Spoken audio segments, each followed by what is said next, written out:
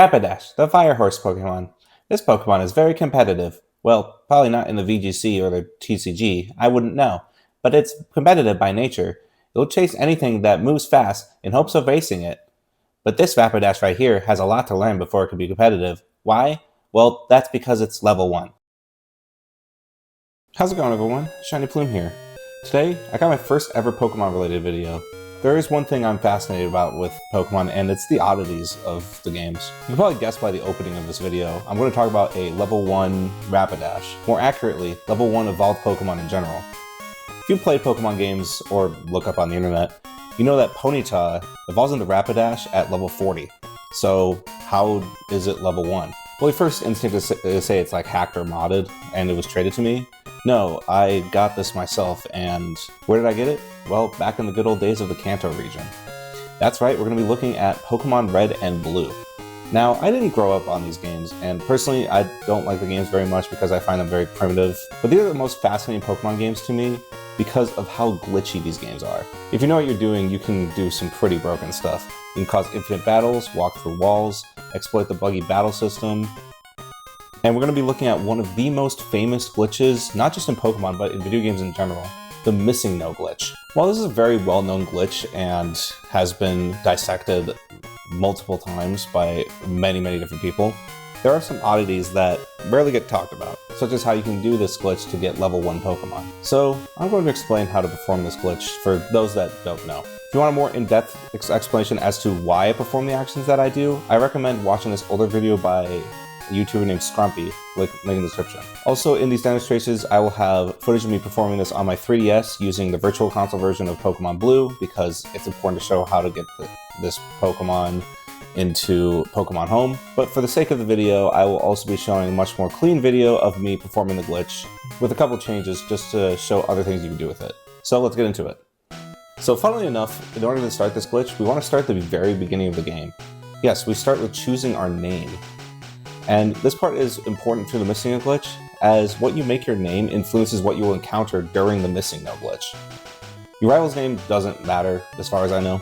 So in my 3DS footage, I just have my Pokemon trader's name as my actual name, but for the other footage, I went with this name right here. And the final character in the name will come up later during the glitch, but why BLZFTK? Well, because BLZFTK is annoying. Anyway, we want to play through the game until we get far enough into it that we obtain both Surf and Fly and are able to use it as well as having Master Balls and Rare Candies. So I will be right back.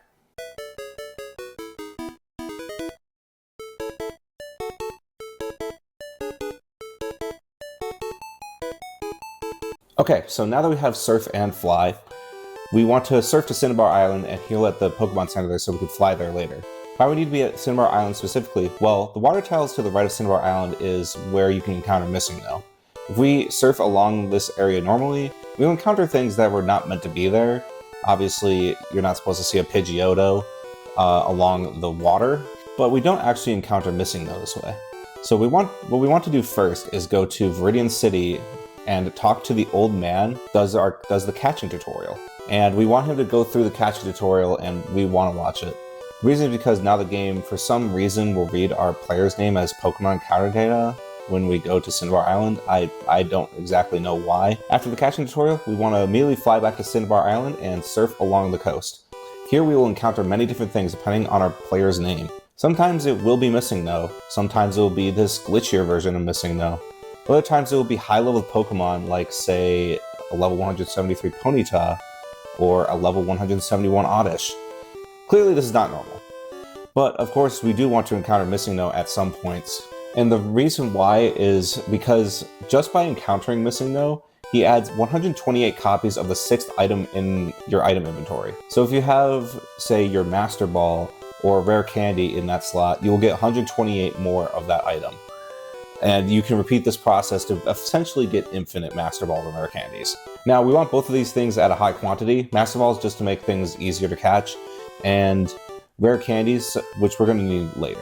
Also, by the way, if you're wondering why the last character in my player's name is MN in this footage, well,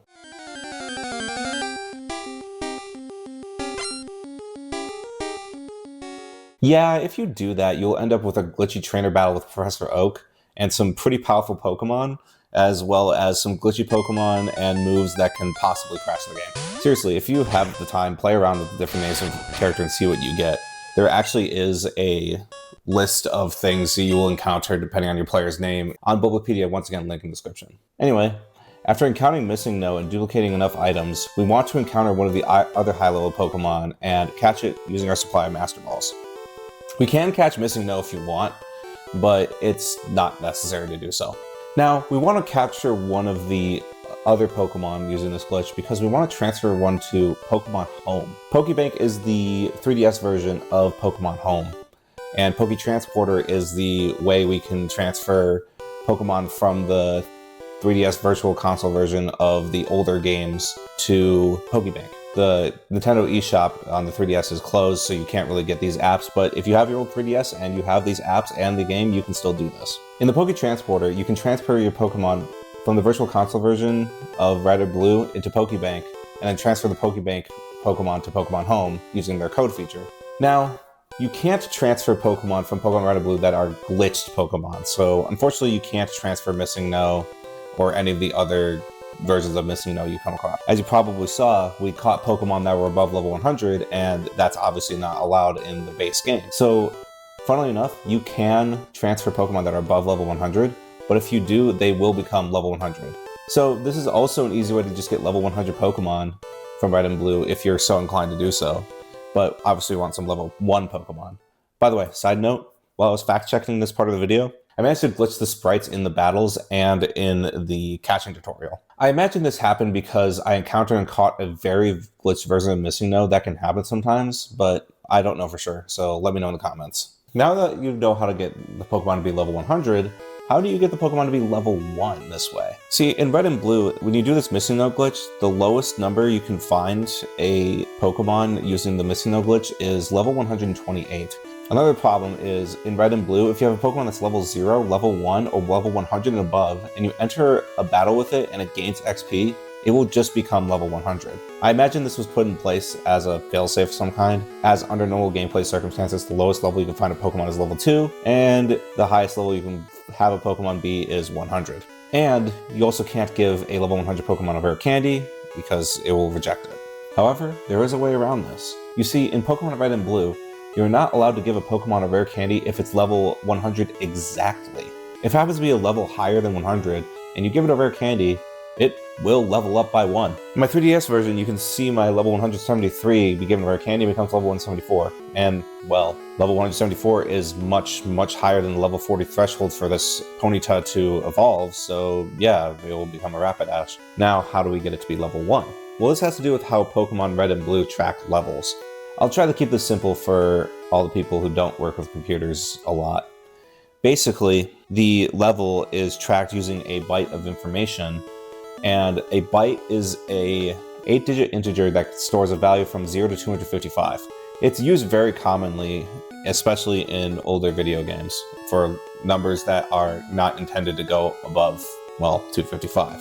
But then, if you reach 255 and you increment one more, due to the overflow, it would actually go to 0. Which, sidebar as well, if you're at 0 and you decrement the number by 1, it will actually go to 255, which is called underflow. Doesn't happen as often, but it can happen. So in order for us to get a level 1 Pokemon that evolves through leveling up, we would basically need to overflow the Pokemon's level. So we would have to get to level 255, and you can see its stats right here, and then give it one more rare candy after that so that it becomes level 0. And then after that, if we give it one more rare candy, it'll become level 1. You can see how high its stats get at level 255, and as soon as you give it one more rare candy and it goes to 0, well... But from here, we now have a level 1 evolved Pokemon, and we can take it to our box and use the Poketransporter, and we can actually put this Pokemon into Pokebank, and it will still be level 1. And it will remain level 1 when you put it into Pokemon Home. Hence why we got this level 1 Rapidash. Now, I know what you're thinking at this point. Why would anyone want to do this? It seems like a lot of work for something so silly. Well, exactly. That's the fun of this. I just like exploring weird things in video games like this, and this was just a lot of fun to do. So thanks for watching this video. This video was one that I planned on making for a very, very long time, but I just didn't know how I wanted to approach it. If you like this video, please leave a like, follow, or subscribe. I don't normally do videos like this, so any feedback would be appreciated as well. If you want to see more content like this, then comment down below and let me know. But for now, thank you all for watching. Peace.